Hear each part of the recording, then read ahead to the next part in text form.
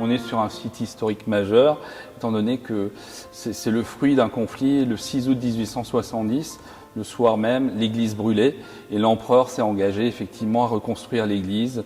Et c'est ce qui a été fait par les dons multiples venus de toute l'Allemagne pour reconstruire une église sur site, voilà, une église de la paix. Et il y a eu effectivement assez de fonds de levée au niveau de l'ensemble de l'État allemand pour faire une deuxième église, l'église Saint-Michel, dite de la Réconciliation.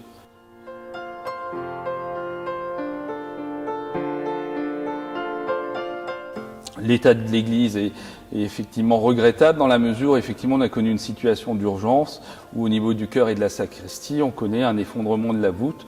Donc on s'est empressé effectivement de mettre en sécurité cette voûte par l'échafaudage que vous voyez derrière moi. Sur la partie arrière, un chiffrage approximatif à l'heure actuelle est de 800 000 € sur l'ensemble des travaux de restauration qui sont prévus. Est-ce que ça a un petit peu... les boutins au niveau du sein, ça a encore baissé ou c'est toujours pareil? Vous êtes remonté? Alors on est remonté effectivement, on a fait un petit point de la situation. Sur l'ensemble de la situation, je pense que l'aspect est encore sécurisé et qu'on n'a pas de soucis majeurs pour l'instant. Depuis le début de mon mandat, je pense que j'ai consulté et effectivement fait appel à tous les partenaires possibles. J'ai écrit à tous les organismes qui pourraient se sentir concernés et dans cette mesure, effectivement, la Fondation du patrimoine en fait partie. Je pense qu'ils ont bien senti dans quel état se trouvait non seulement le bâtiment, mais effectivement le maire qui était en charge du projet avec le financement qui était majeur et conséquent pour une commune comme la nôtre. Et je crois qu'ils ont été bien réceptifs et Madame Kaif a été bien présente et je pense qu'il y a eu un vrai engagement à ce niveau-là.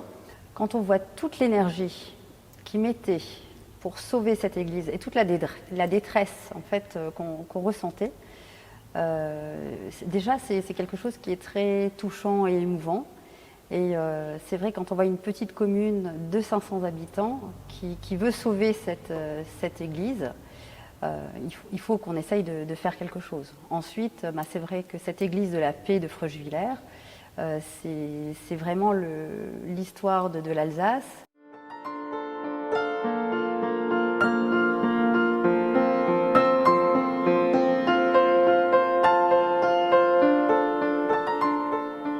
Ma vision à long terme, c'est de rendre à cette église sa vocation première, qui était un lieu d'enseignement à la paix. Et mon projet actuel dans le contexte européen et bien avant la crise ukrainienne, c'était effectivement la réalisation d'un centre culturel européen de la paix.